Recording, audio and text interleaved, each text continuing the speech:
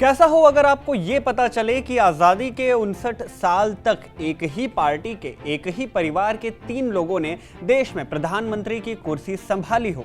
आप सोचेंगे कि ये किस राजा महाराजा के राजवंश की बात कर रहे हैं। आप अगर ऐसा सोच रहे हैं तो गलत है, क्योंकि ये कहानी है सिंगापुर की। सिंगापुर को आज़ादी के 59 सालों के बाद अपना पहला गैर ली परिवार का कोई और यानी कि चौथा प्रधानमंत्री मिला। क्या है इसकी पूरी खबर और सिंगापुर के इन नए पीएम से भारत पर क्या असर हो सकता है, इस वीडियो में आपको सब जानने को मिलेगा। हेलो एंड वेलकम, मैं हूं शुभम और आप देख रहे हैं स्विच।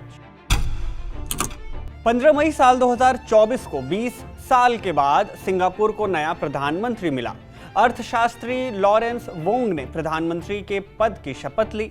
अब अगर हम आपको एक फैक्ट बताएं तो आपके मन में तुरंत ही एक सवाल आएगा। फैक्ट ये है कि लॉरेंस वोंग सिंगापुर के चौथे प्रधानमंत्री हैं, उस सिंगापुर के जिसे आज़ादी साल 1965 में ही मिल गई थी। अब इस फैक्ट से आपके मन में एक सवाल आएगा कि कोई देश जो 59 साल से आज़ाद है उसमें अब तक बस 3 प्रधानमंत्री ही कैसे हुए। क्या भारत की तरह यहाँ हर 5 साल में प्रधानमंत्री के चुनाव नहीं होते? क्या यहाँ प्रधानमंत्री का अपना कोई कार्यकाल नहीं होता? और कैसे बीते 59 सालों से एक ही परिवार के 3 लोगों को देश के पीएम के पद पर बैठाया गया?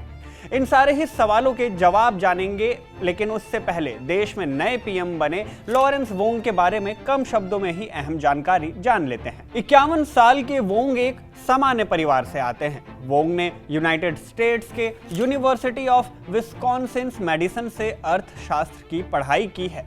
साल 2011 में डायरेक्ट राजनीति में आने से पहले वोंग सिंगापुर की नौकरशाही में कुछ महत्वपूर्ण पदों पर भी रहे, मतलब कि बतौर सिविल सर्वेंट उन्होंने अपनी नौकरी भी की। इसके बाद उन्होंने पीपल्स एक्शन पार्टी के उम्मीदवार के तौर पर चुनाव भी लड़ा। ये वही पार्टी है जो साल 1959 से ही सिंगापुर में शासन कर रही है। खैर, इसके अलावा वोंग को सिंगापुर के केंद्रीय बैंक में भी निदेशक मंडल के तौर पर नियुक्त किया गया। इसके बाद इन्होंने सरकार के कई विभागों में भी अहम नेतृत्व किया। लॉरेंस वोंग के राजनीतिक करियर की बात करें तो वोंग 2020 में पैंडेमिक टास्क फोर्स के को प्रेसिडेंट के तौर पर चर्चा में आए, क्योंकि जिस तरह से कोरोना महामारी के दौरान सिंगापुर में अपेक्षाकृत कम नागरिकों की मौत हुई, इससे उनकी राजनीतिक नेतृत्व क्षमता की तारीफ हुई। इसके अलावा साथी नेताओं के बीच लोकप्रियता को देखते हुए अप्रैल 2022 में उन्हें ली का उत्तराधिकारी भी नामित किया गया था।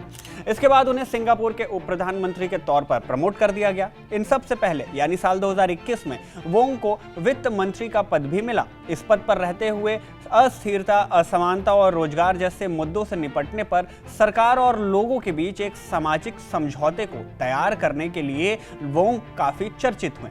इन्हीं कारणों से वोंग को देश के पीएम के लिए योग्य माना जाने लगा। और क्योंकि ली सिन लुंग करीब 72 साल के हो चुके थे और काफी पहले ही लुंग रिटायरमेंट लेना चाहते थे, इन सब बातों के बाद उन्हें पीएम पद दे दिया गया। मीडिया रिपोर्ट्स के मुताबिक सिंगापुर में अब तक देखा गया है कि 70 साल की उम्र तक यहाँ प्रधानमंत्री रिटायरमेंट ले लेते हैं। लॉरेंस वोंग से पहले ली सिन लुंग अगस्त 2004 से मई 2024 तक यानी 19 साल और 278 दिन के लिए सिंगापुर के प्रधानमंत्री थे।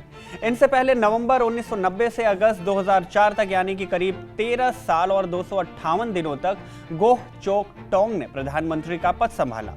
इससे पहले ली कुआन येव ने जून 1959 से नवंबर 1990 तक यानी कि 31 साल और 176 दिनों तक पीएम पद की कुर्सी संभाली। जिस चमकते दमकते सिंगापुर को हम देखते हैं उसकी नींव ली कुआन यू ने ही रखी थी।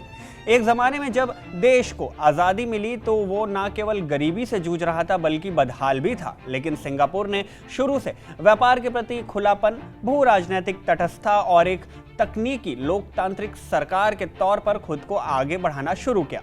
हालांकि सिंगापुर की अपनी कुछ खामियां भी रहीं, जिसमें पहले प्रधानमंत्री ने विरोधियों को नष्ट कर दिया, मुक्त भाषण बंद करा दिया।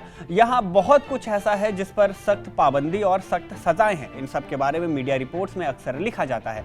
अब आपका ये सवाल आता है कि 59 सालों तक कैसे एक ही परिवार के लोगों ने इतने लंबे समय तक शासन किया। देखिए, सिंगापुर को एक दलीय राज्य माना जाता है। हालांकि वास्तव में एक दलीय प्रणाली में किसी एक राजनीतिक दल को आधिकारिक रूप से सरकारी सत्ता नहीं दी जा सकती, लेकिन यह सुनिश्चित करने के लिए कि केवल एक ही पार्टी सत्ता में बनी रहे, राजनीतिक हेरफेर के कुछ तरीकों का इस्तेमाल किया जाता है।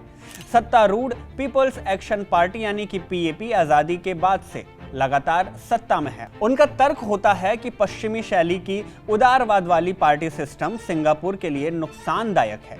खैर, वोंग के पीएम बनने पर भारत के प्रधानमंत्री नरेंद्र मोदी ने भी उन्हें बधाई दी है। प्रधानमंत्री नरेंद्र मोदी ने एक्स पर लिखा कि मैं हमारी रणनीतिक साझेदारी को आगे बढ़ाने के लिए आपके साथ मिलकर काम करने को उत्सुक हूं। इसके साथ ही पीएम मोदी ने वोंग के साथ की तस्वीरें भी शेयर की। इंडिया सिंगापुर रिलेशन की अगर बात करें तो सिंगापुर भारत का सबसे बड़ा 8वां व्यापारिक साझेदार है। अब नए पीएम के आने पर भारत के साथ कैसे संबंध रहेंगे, इस पर Singapore Indian chamber of commerce and industry का कहना है कि भारत के साथ सिंगापुर के संबंध नए प्रधानमंत्री वोंग के नेतृत्व में बेहतर ही रहेंगे। इतना ही नहीं बल्कि Singapore Indian chamber of commerce and industry यानी कि SICCI के अध्यक्ष नील पारेख ने कहा कि हमें विश्वास है कि लॉरेंस वोंग के नेतृत्व में सिंगापुर और भारत के बीच के संबंध आगे बढ़ते रहेंगे। वोंग सरकार से भी उम्मीद है कि वो कारोबार हितैषी नीतियां जारी रखेंगे, जिनकी वजह से सिंगापुर एशिया का फाइनेंशियल सेंटर बना और कारोबारियों के लिए जो केंद्र है उसके रूप में उभरा, जिससे भारत सहित एशिया में निवेश आया है। खैर, इस वीडियो में बस इतना ही। यह दी गई जानकारी आपको कैसी लगी हमें कमेंट करके जरूर बताएं, और अगर ऐसी ही वीडियोस आपको देखना पसंद है तो स्विच को सब्सक्राइब जरूर कर लें। इंस्टाग्राम और फेसबुक पर भी इन्हें फॉलो जरूर कर लें।